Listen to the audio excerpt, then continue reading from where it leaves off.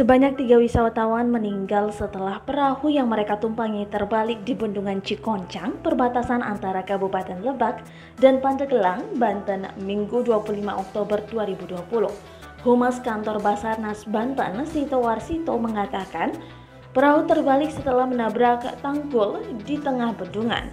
3 orang meninggal sudah dievakuasi, kata Sito melalui sambungan telepon Minggu. Sito mengungkapkan peristiwa bermula sekitar pukul 13:05 waktu Indonesia Barat saat sekelompok wisatawan hendak berkeliling bendungan dengan perahu.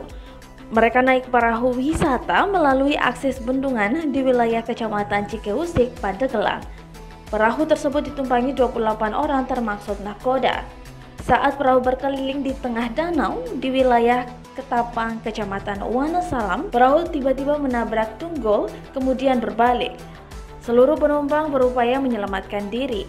Identitas 3 wisatawan yang meninggal tersebut yaitu Fatma bin Wawi 12 tahun, Nufa bin Wawi 9 tahun, dan Ruhi binti Enok 20 tahun. Ketiganya merupakan wisatawan asal Babakan, Bandung, Cikiruh Wetan, Kecamatan Cikeusik, Kabupaten Pandeglang. Saat kejadian cuaca sedang hujan lebat.